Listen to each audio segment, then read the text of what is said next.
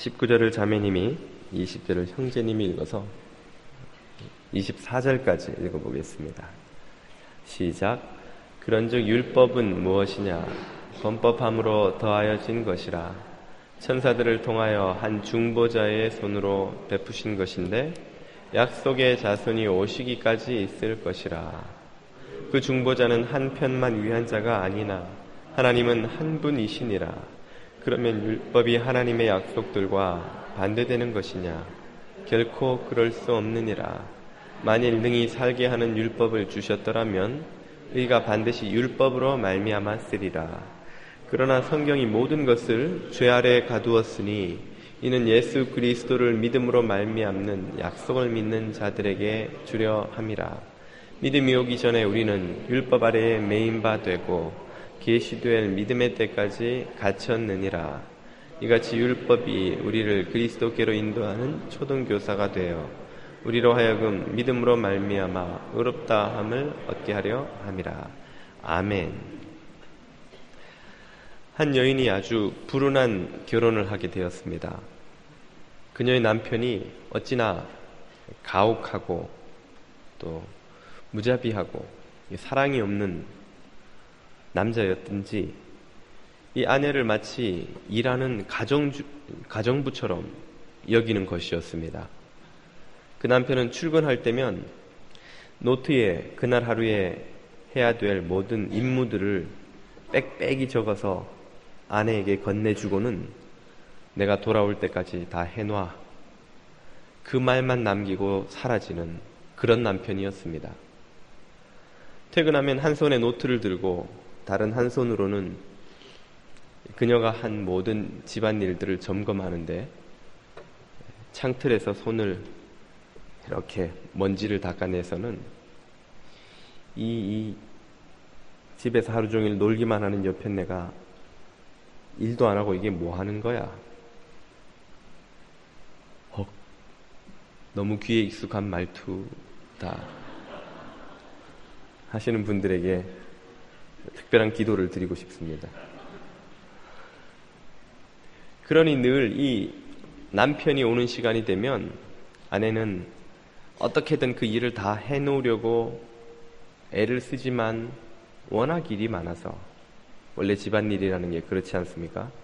해도 끝이 없고 해도 티 안 나고, 남편이 퇴근할 때만 되면 마음이 초조하고 불안하고 남편 얼굴 보는 것이 저승사자 보는 것처럼 괴로운 것입니다.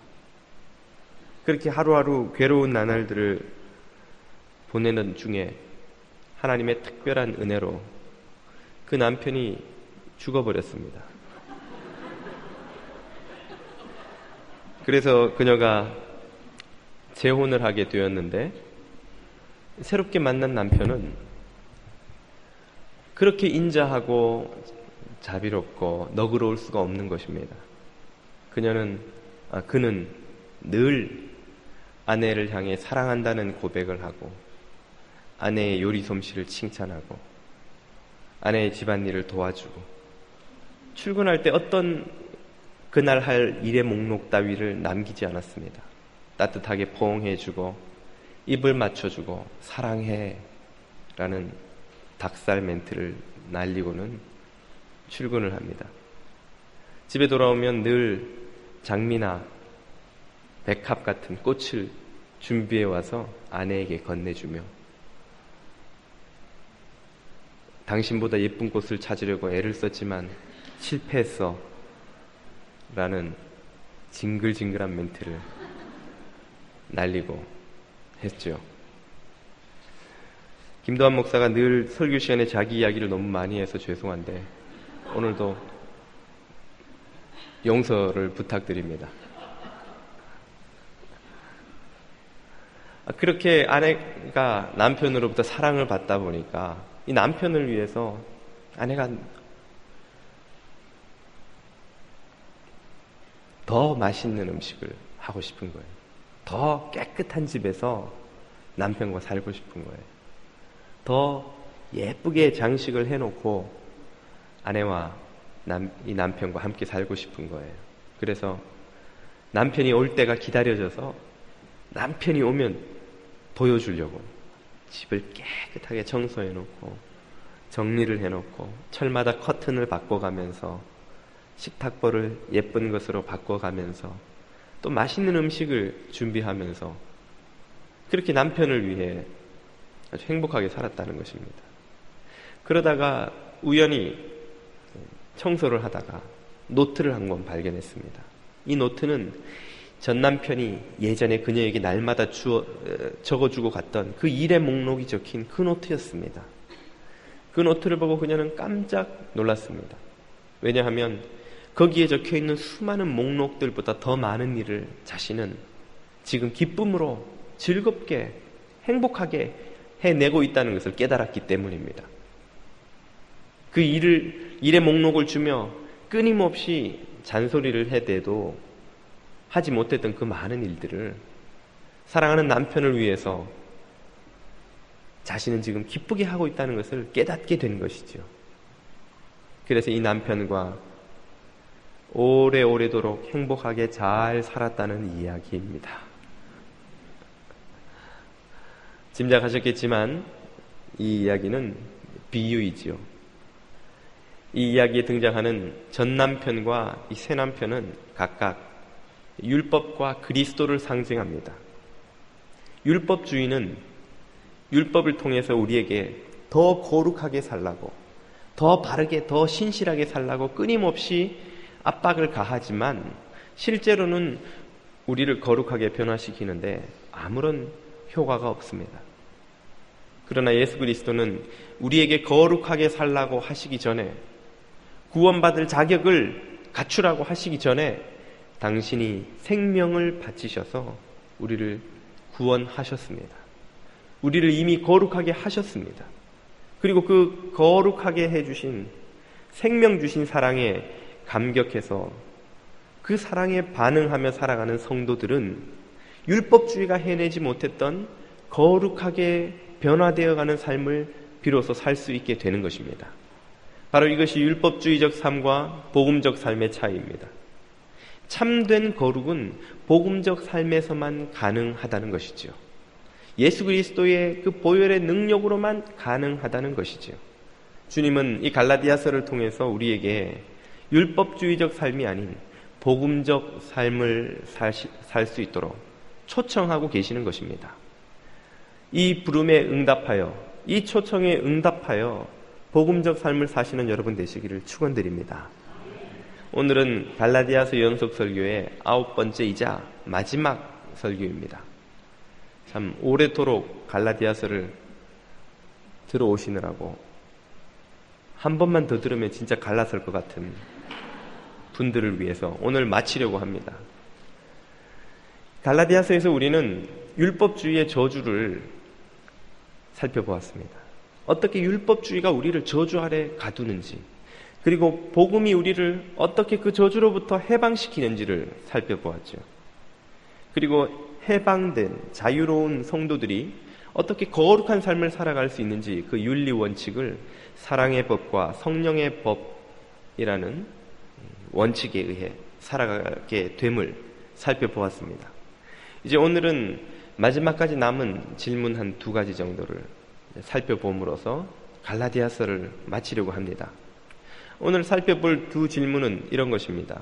첫째로, 율법이 우리를 거룩하게 하는 것이 아니라면, 결국 우리를 율법으로부터 해방시키시는 것이 주님의 뜻이라면 도대체 애초에 왜 율법을 주셨습니까? 처음부터 안 주시면 해방시키실 일도 없을 텐데 말이지요. 2번째는, 우리가 율법으로부터 해방되었으니 이제는 어떤 명령도 듣지 않는 완전한 자유로운 존재가 된 것입니까? 그래서 성경으로부터 이제는 이렇게 살아라 저렇게 살아라 하는 그런 명령을 더 이상 듣지 않아도 되는 것인가요?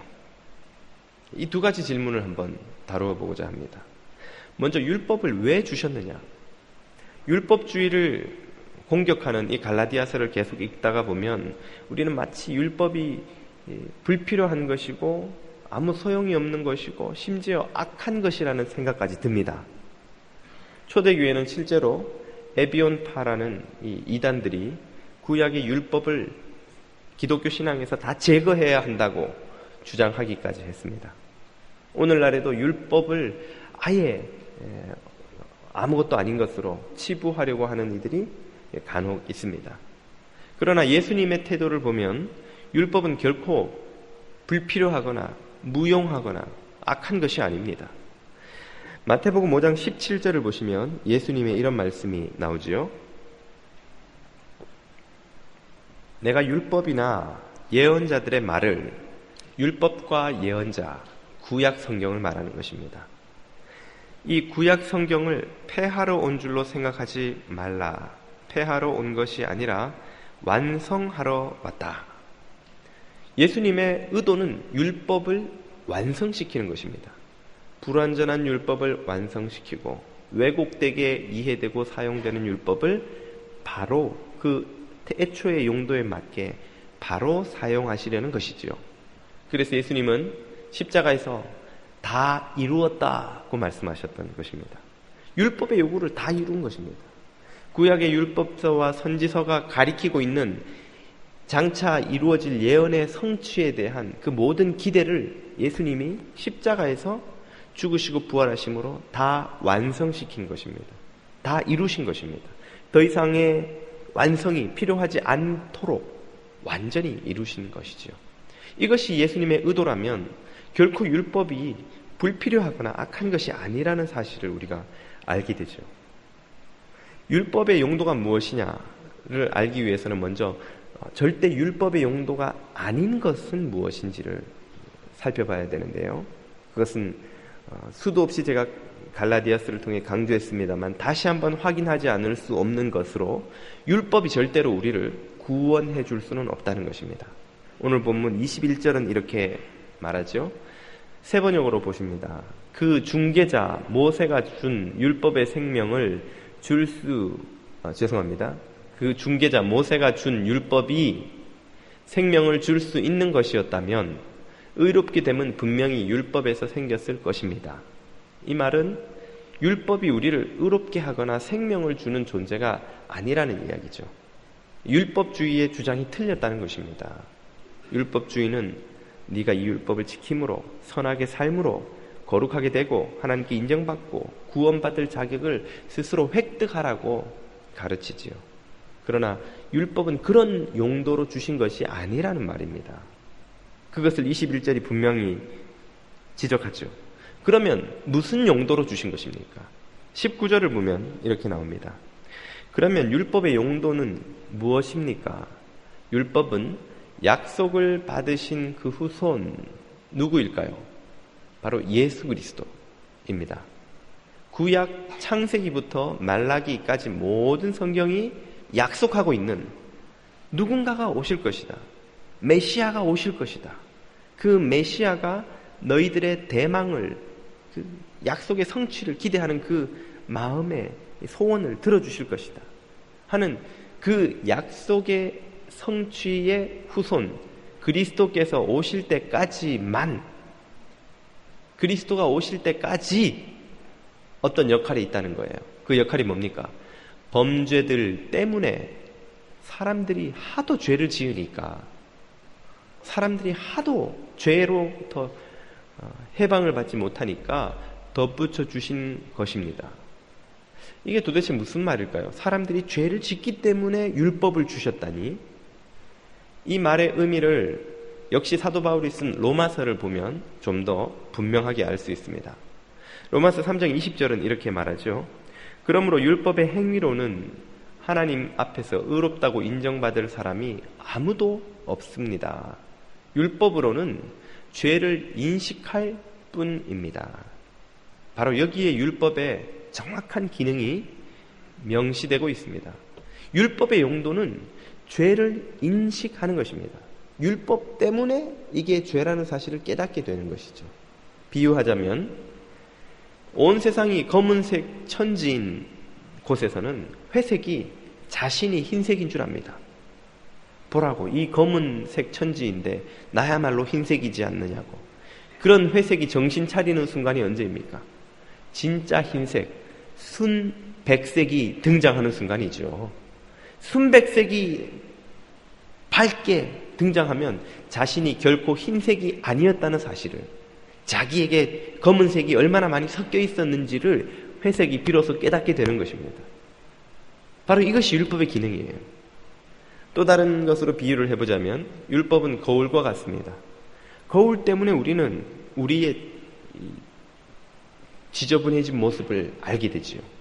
거울이 없다면 아침에 일어나서 얼마나 많은 독 오일이 우리 얼굴을 뒤덮고 있는지 알 길이 없겠죠. 지난밤에 흘린 침의 위치가 어디까지 흘러가 있는지를 알 길이 없겠죠. 거울 때문에 우리는 이게 더럽구나, 이거 씻어야겠다. 씻고 머리도 단정히 하고 옷 매무새도 단정히 하고 아침에 집을 나설 수가 있는 것입니다. 거울이 없다면 아무리 스스로 짐작 삼아 머리를 자신이 만져보아도 무슨 재주로 자기 머리를 자기가 봅니까? 여러분은 짐작으로 알 것 같은데 내 머리 이렇게 생겼으니까 거울을 숱하게 봐오셨기 때문에 짐작이 되는 겁니다. 애초부터 거울을 못 보셨다고 한번 생각을 해보세요. 내 머리가 어떤 머리일지 여러분 짐작하실 수 있겠어요? 매일 미용사가 만져주지 않으면 이게 제대로 된 머리인지 이게 올라갔는지 내려왔는지 알 길이 없죠. 우리의 옷 매무새도 마찬가지입니다. 우리의 자세도 마찬가지입니다. 내 몸이 똑바른지 삐뚤어졌는지 거울이 없다면 어떻게 알 수 있겠습니까? 거울 때문에 비로소 우리는 우리 자신의 실체를 알 수가 있는 것이죠. 바로 이 거울과 같은 기능이 율법이 하는 일입니다. 율법은 우리가 순백색이 아니라는 사실을 깨닫게 해주는 것입니다. 율법은 우리가 깨끗한 단정한 티 하나 흠 하나 없는 모습으로 서 있지 않다는 걸 깨닫게 해주는 것이에요. 완전한 순백색 같은 의, 있는 모습 그대로 우리를 보여주는 거울 같은 절대의, 절대 기준인 율법을 주님이 주심으로 말미암아 그 율법을 보고 비로소 내가 착하고 거룩하게 산 줄 알았는데 그렇지 않다는 걸 깨닫게 되는 거예요. 지금도 성경을 믿지 않고 읽지 않는 사람들은 대부분 대화를 해보면 결론이 이렇게 납니다.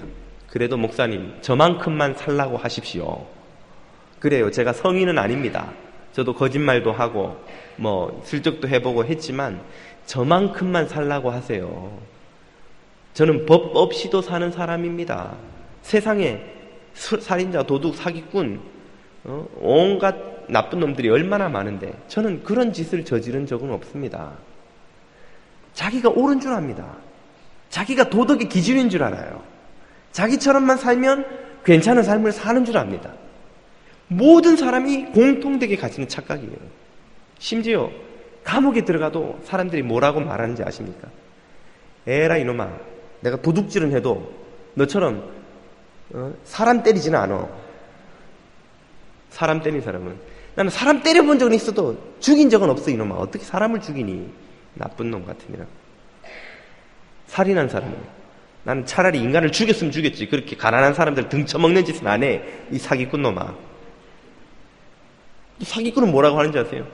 내가 사람 돈을 훔쳤으면 훔쳤지 너처럼 여자 폭행하는 짓은 안 해. 이 파렴치한 인간아. 모든 사람들이 자기가 한 일은 괜찮은 일이에요. 남이 한 일은 용서받을 수 없는 짓이죠. 어떻게 인간의 탈을 쓰고 그런 짓을 하니, 이 인간아. 내가 사람을 때려 죽였으면 죽이지 너처럼 그렇게 사람 등골 빼먹는 짓은 안 한다. 자기 일은 다 괜찮습니다. 자기가 도덕의 기준이에요. 그건 예나 지금이나 감옥에 있는 사람이나 교회 나와 있는 사람이나 왕궁에 있는 사람이나 길거리에 노숙하는 사람들이나 똑같습니다. 자기를 기준이라고 착각하는 이 착각, 이 몽상에서 깨어나도록 하는 것이 율법의 기능입니다. 하나님이 십계명과 모든 율법을 우리 앞에 거울처럼 펼쳐 보이시면서 우리에게 의도하신 바가 이거예요. 네가 그렇게 깨끗한 줄 아느냐? 그래, 그러면 이 절대적인 의의 기준인 십계명 앞에 한번 서봐라. 네가 어느 정도 깨끗한지 스스로 한번 깨달아봐라. 이걸 깨닫게 해주시는 것이 율법의 기능이라는 것입니다. 그것을 깨닫게 되면 우리는 어떻게 합니까? 내가 비로소 깨끗한 줄 알았더니 내가 인간 말종이었구나. 그걸 깨닫게 되는 거예요. 인간 슈렉이었구나. 내가. 그걸 깨닫게 되는 거예요. 그리고는 거룩하게 살아보려고 노력을 하지요. 율법을 지켜보리라. 그러나 얼마 지나지 않아서 무엇을 깨닫습니까? 내 안에는 도저히 율법을 지킬 힘이 없구나 하는 것을 깨닫는 것입니다. 여호와만 섬기라고 하셨지만 예배드리고 나오면 세상이 더 좋아 보이는 거예요. 쾌락이 좋아 보이는 거예요. 돈과 명예가 좋아 보입니다. 부모님을 공경하라고 하셨지만 그래도 내 필요가 더 중요한 거예요. 그래도 부모님 전화가 귀찮고 부모님 잔소리가 싫고 내 이웃을 위해 거짓 증언하지 마라고 하셨지만 내 이익이 걸리는 순간 습관적으로 거짓말이 튀어나오고 아니면 슬쩍 교묘하게 상황을 바꾸고 내가 잘한 거는 막 이야기하고 내가 못한 거는 슬그머니 빼버리고 상대가 잘한 건 말 안 하고 상대가 잘못한 거는 막 크게 이야기하고 우리는 우리의 이익이 걸리면 항상 언제든지 진실을 왜곡할 수 있는 준비가 되어 있는 사람들이고 실제로 날마다 그렇게 합니다. 그러면서 이 율법의 엄정한 한치도 양보함이 없는 완벽한 의의 기준 앞에 서서 내가 이 기준을 만족시키지 못하는 정도가 아니라 이 기준과는 아예 상관이 없는 인간이구나. 그걸 깨닫는 거예요. 그러면서 절망하게 되는 것이죠. 절망하면 결국 무엇하게 됩니까? 겸손히 손을 내밀게 되는 거예요.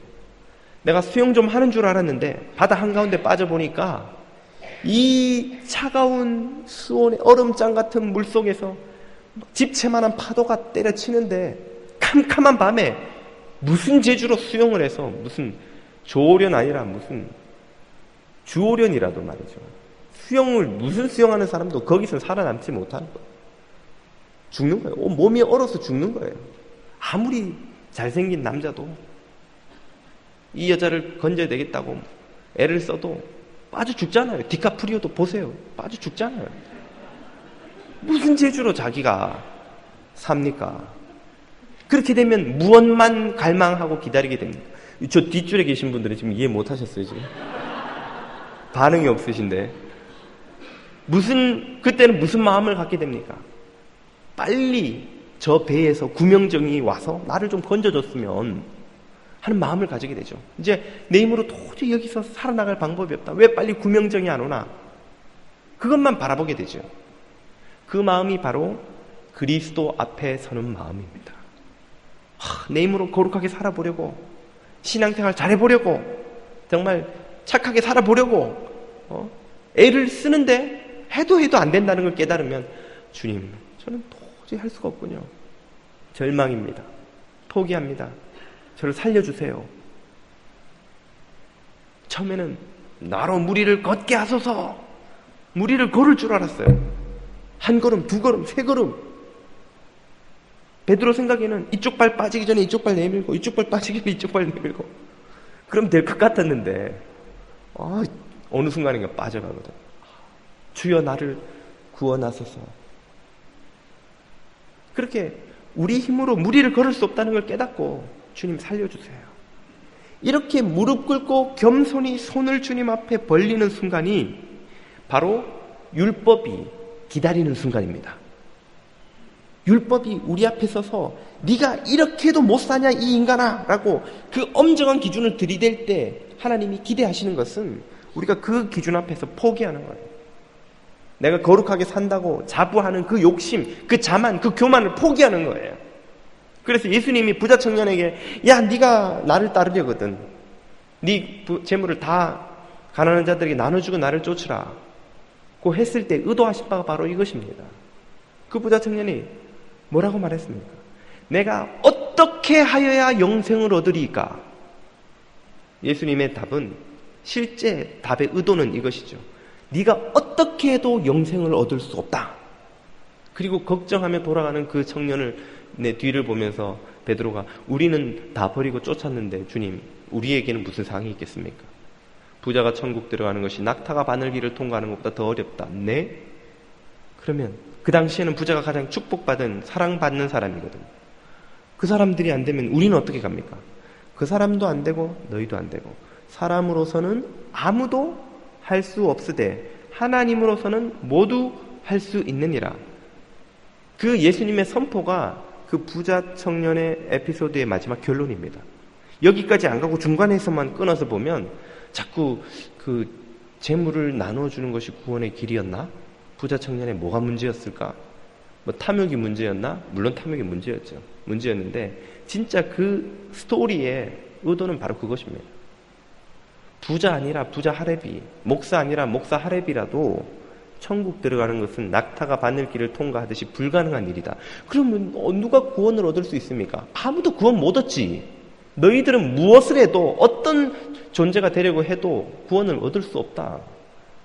그 구원은 오로지 하나님만이 하실 수 있는 일이다. 그러므로 그 부자 청년에게 예수님이 진짜 기대하신 건 그거예요. 주님, 저는 그렇게 할 자신이 없습니다. 용기가 없습니다. 저를 긍휼히 여기소서. 그런 믿음으로 주님을 만난 사람이 있죠. 네 아들을 데리고 오라. 주여 뭐든 하실 수 있으면 고쳐주십시오. 할 수 있거든이 무슨 말이냐. 믿는 자에게 능치 못함이 없느니라. 주여 내가 믿음이 없나이다. 나의 믿음 없는 것을 도우소서. 믿음마저도 하나님으로부터 오는 은혜라는 사실을 인정하고 나는 못합니다. 나는 nothing입니다. 내가 하는 모든 것은 전혀 의로운 것이 없습니다. 주님 나를 도우소서 라고 손을 내밀고 겸손히 무릎 꿇는 그 모습을 주님은 기다리셨던 것입니다. 율법이 의도하는 것은 바로 우리가 이런 모습으로 하나님 앞에 서기를 기대하는 거예요. 네가 이걸 지킬 수 있어? 못 지킨다는 걸 내가 알잖아. 그렇다면 포기하고 주님 앞에 겸손히 무릎 꿇어라. 그분이 널 구원하시고 그분이 널 변화시키시도록 그분에게 너를 넘겨드려라. 네가 너를 구원하려고 하지 말고 네가 스스로 의롭게 살 수 있다고 교만하지 말고 네 힘을 믿지 말고 주님을 의지해라. 이것이 율법의 의도입니다. 기능입니다. 목적이고 기대하는 바지요. 그래서 갈라디아서 3장 24절, 오늘 본문 24절은 이렇게 말합니다. 그래서 율법은 그리스도께서 오실 때까지만 우리를 그리스도 앞에 데리고 가서 그리스도를 소개하는 그 타이밍까지만 뭐 하는 것입니까? 우리에게 개인교사, 개혁성경에는 몽학선생이라고 했고 개혁개정은 초등선생이라고 했습니다. 새 번역은 개인교사라고 번역하고 있는데 더 쉬운 번역은 김도환 버전은 프리스쿨 선생님입니다. 프리스쿨 선생님. 율법의 역할은 프리스쿨 선생님이에요. 프리스쿨 선생님 된 율법이 뭐 하느냐 하였습니다. 그것은 우리로 하여금 믿음으로 의롭다 하심을 받게 하시려고 한 것입니다. 프리스쿨 선생님의 역할이 뭡니까? 이 아이가 킨더 갈 수 있도록 한 2, 3년, 길어봐야 3년 잘 돌보는 것이죠. 킨더 가서 적응하는데 어려움 없도록 잘 준비시켜서 그 손을 끌고 가서 킨더 선생님에게 넘겨주는 것까지가 프리스쿨의 선생님의 역할입니다. 프리스쿨 선생님이 천년 만년 이 아이를 내가 안고 키우리라.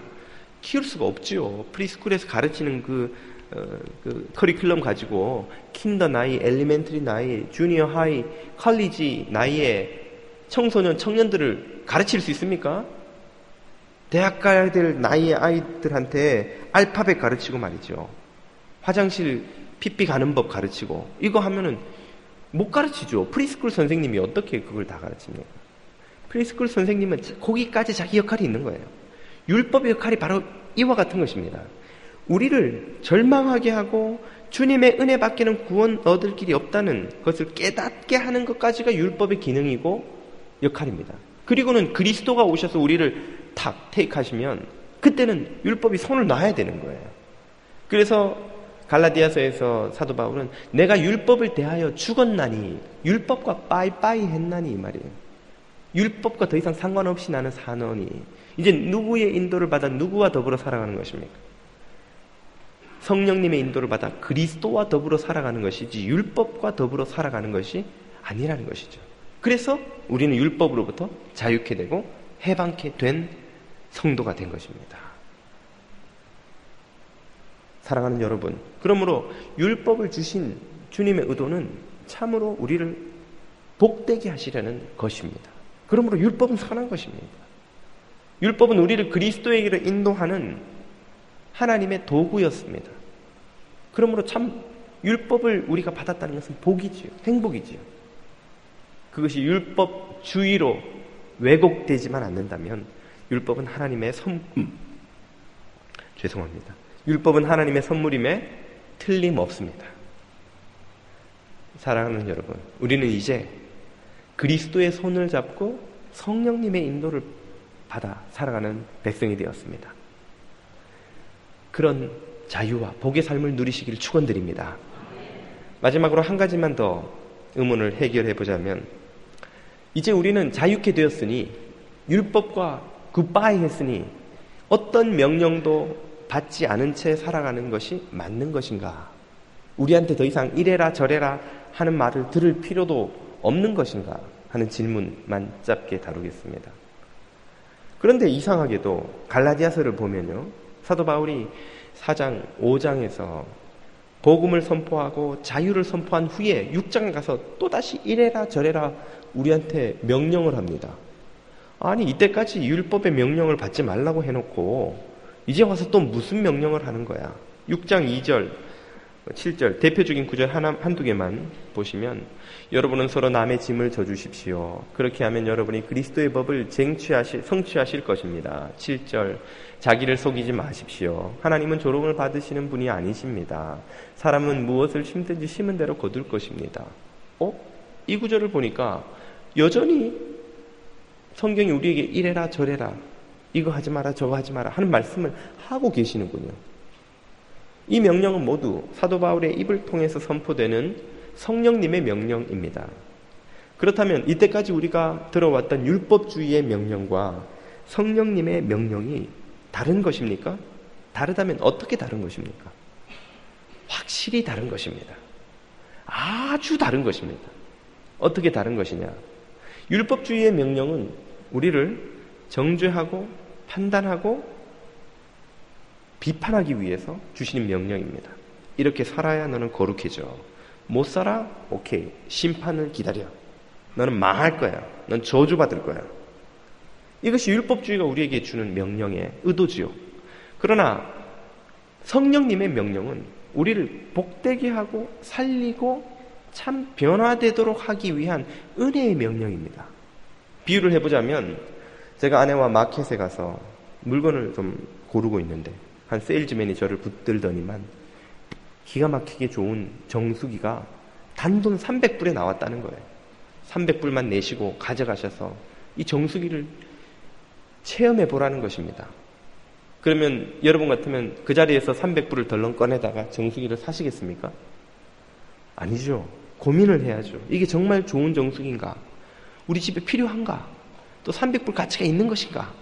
이 세일즈맨이 참 좋은 사람이라서 좋은 물건을 싸게 팔는 사람일까? 아니면 나한테 팔아치우고는 종적을 감춰서 AS고 뭐고 없는 나쁜 세일즈맨일까? 뭐 이런 것까지 고민을 하고 망설이지 않겠어요? 그렇게 고민하고 있는데 아내가 옆에서 카트에 음식을 이렇게 장을 보아서는, 여보, 결제해야 되는데 나 지갑 안 가지고 왔네. 당신 돈 좀 줘. 그러면 제가 어떻게 하겠습니까? 지갑채 꺼내서 줘버리죠. 왜요? 돈이 없으니까요, 지갑에. 돈이 없어요, 그 지갑에는. 카드만 있어요, 카드만. 이쪽 분들 이해하셨어요? 예. 아니, 카드로 긁으면 뭐 300불 아니라 3000불도 긁을 수 있는데 겁도 없이 아내한테 지갑채 넘겨줘버리는 이유는 무엇입니까? 제가 아내를 믿기 때문이죠. 아내가 뭘 사고 무슨 결정을 하고 어떻게 카드를 써도 나와 아이들과 우리 가족들을 위해 쓰는 것이라는 사실에 대해서 조금의 의혹도 없기 때문이죠. 아내가 내 카드 가져갔다고 5,000불짜리 비싼 드레스를 그냥 12달 긁어가지고 5,000불짜리 드레스 입고는 막 좋아하지 않으리라는 것을 제가 믿기 때문이죠. 계속 믿어도 될까요? 제가 믿기 때문에 저의 그 중요한 그 카드를 있는 그대로 다 줘버리는 거예요. 지갑채로. 여보, 나 지금 여기 세일즈맨하고 이 아저씨하고 이야기 중이니까 지금 채로 가져가서 알아서 해. 믿음이 있는 것입니다. 사랑을 믿는 거예요. 율법주의의 명령과 성령님의 명령이 바로 이와 같이 다른 것입니다. 율법주의의 명령은 우리를 긴장시킵니다. 두렵게 만듭니다. 그 명령대로 살 수도 없을 뿐더러 산다고 해서 과연 내가 의롭게 될 수 있을지도 두렵고, 또 이 율법주의는 끊임없이 우리를 정죄하기 때문에 그 명령을 따라가기가 너무나 버거운 것이죠. 그러나 성령님의 명령은 완전히 질이 다른 것입니다. 우리에게 거룩해지라고 말하지 않으십니다. 성령님은 그리스도의 보혈로 이미 우리를 거룩하게 만들어 버리셨습니다. 그리고 그 거룩한 신분을 가진 자에 합당한 삶을, 생명을 주신 사랑에 응답하는 삶을 살라고 하시는 거예요. 우리가 그 명령에 순종하는 것을 실패해도, 야, 실망했다 이 인간아, 이제 너랑은 영원히 굿바이다. 그리고 우리를 내버리지 않으시는 분이라는 것을 우리는 알기 때문에, 그분이 내가 실패해도 내 손을 잡고 내가 너를 기억고 예수 그리스도를 닮은 천국 백성의 그 아름다운 모습으로 만들어내고 변화시키고 말리라 하는 그분의 의지와 사랑을 믿기 때문에 우리는 두려움 없이 그 명령에 순종하며 쫓아가는 것입니다. 연아의 어머니가, 어린 연아가, 엄마 오늘은 정말 연습하기 싫어. 연아야, 하루라도 연습을 쉬면 그 페이스를 회복하는데 일주일이 걸린단다. 엄마가 도와줄 테니까 같이 가자. 그래서 다독여서 깨워서 옷 입혀서 그 철없는 애를 손을 잡고 스케이트장에 가서 똑바로 서지도 못하는 애를 얼음을 지치게 하는 이유가 무엇입니까? 오늘 저와 여러분이 이름만 대면 다 아는 연아킴을 만들어내기 위해서죠. 대한민국 국민 소녀, 국민 여동생을 만들어내기 위해서죠. 그 엄마의 그 손길을 김연아가 두려워하고 긴장하고, 이 아줌마가 나를 이용해 먹으려고 하는 게 아닌가, 나 앞세워서 돈 벌어가지고 나는 내팽개치려고 하는 것이 아닌가, 이런 두려움이 그 아이에게는 없죠. 엄마니까요. 엄마의 사랑을 믿으니까요. 성령님의 모든 명령은 우리를 이용하거나 착취하거나 망하게 하려거나 우리를 정죄하려거나 우리가 실패했다고 해서 우리를 심판하려고 하시는 것이 아닙니다. 그것은 이미 구원 얻은 자들을 그 구원에 합당한 거룩한 삶을 살도록 만들어 가시기 위해서 성령님이 행하시는 부모님과 같은, 형제와 같은, 배우자와 같은 사랑의 음성인 것이죠. 여러분, 그런 성령님의 명령이 우리에게 있다는 사실이 은혜라는 것을 믿으시기 바랍니다. 은혜입니다. 은혜입니다. 먼 곳에 있는 할머니가 전화를 걸어서는, 얘야, 차 조심해라, 운전 조심해라. 그럴 때, 아이고, 이 노인네가 왜 아직까지 천국 안 가시고 이렇게 맨날 전화해서 괴롭히나, 힘들게 하나. 그렇게 생각하겠습니까? 그 연로하신 어머니가 계신 것이 복입니다. 지금 내가 몇 살인데 차 조심하라고 그러는 거예요. 그러겠어요? 그 어머니가 전화해서 얘야 차 조심하거라 하는 어머니가 있다는 게 복입니다. 그렇지 않습니까, 여러분? 이민 생활에 미국 처음 왔는데 아무도 내 옆에 와서 미국은 한국이랑 다른데요, 이거 조심하셔야 됩니다, 이거는 이렇게 하십시오, 저거는 저렇게 하시면 안 됩니다, 아무도 그렇게 말하지 않는다면 얼마나 불행하고 쓸쓸하고 외로운 인생이 되겠습니까? 두렵고 불안하고. 누군가 옆에 와서, 아이고 저도 10년 전에 왔는데 이거 조심해야 됩니다, 한국에서는 화나면 죽을래 그래도 되지만 여기서는 죽을래 그랬다간 바로 폴리스한테 살인 위협으로 잡혀갑니다. 라이센스는 DMV에 가셔서 이거를 레터 준비해 가시고, 신분 문제는 이렇게 변호사를 만나시고, 또 뭐는 이렇게 하고, 하나하나 누가 옆에서 가르쳐주는 사람이 있으면 그게 얼마나 고맙습니까?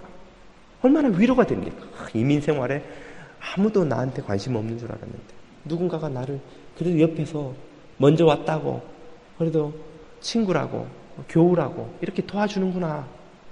그런 말들이 옆 귀에 들리는 게 은혜고 복이고 좋은 것이죠. 성령님이 우리가 어떻게 살든지 이제 구원했으니 그 다음은 네가 알아서 살아라, 인간아. 그러시면 얼마나 우리의 영이 외롭고 쓸쓸하고 힘들겠습니까? 부모와 같이 성령님이 우리 곁에서, 도하나 이렇게 해야 된단다, 저렇게는 하면 그게 고생길이다. 이렇게 하면 안 된다. 이렇게 하면 너를 참 더더욱 복을 누리며 살 것이다. 이것이 주님의 너를 향한 계획이다, 뜻이다. 그런 말씀을 매번 해주시니까 그게 복인 거예요. 그러니까 성령님의 명령은 많으면 많을수록, 들으면 들을수록 복인 것입니다. 성령님의 명령을 순종하는 것은 율법주의의 명령을 쫓아가는 그런 긴장과 두려움을 동반한 그런 삶이 아닙니다. 그것은 늙으신 어머니의 전화를 받는 것처럼, 아내의 사랑의 잔소리를 듣는 것처럼 잔소리에 감사하십시오. 오늘 아침에 잔소리 듣고 이러고 나오신 분은 잔소리 해주는 그녀가 있다는 사실에 감사하시기를 축복합니다. 시시콜콜 잔소리하는 남편이 있다는 게 축복입니다. 축복입니다. 그래도 옆에서 싫은 소리하는 친구가 있다는 게, 교우가 있다는 게 복입니다. 자기나 잘 살지 나한테 왜 자꾸 이래라 저래라 해. 그런 이야기도 안 해준다고 한번 생각해 보세요. 아무도 내가 어떻게 사는지 관심도 없고 알아서 하세요. 그만큼 불행하고 힘든 삶이 어디 있습니까? 옆에 그런 친구, 그런 교우, 그런 동료가 있다는 게 복입니다. 성령님이 우리 삶에 관심이 있으시고 관여하시고 눈과 같이 돌보아 주시고, 그렇기 때문에 우리에게 이런저런 명령을 하시는 것입니다. 그런 명령, 그 은혜로운 명령을 귀 기울여 들으실 수 있기를 축복합니다. 그것이 주님과 동행하는 발걸음입니다. 주님과 동행하는 복된 삶입니다.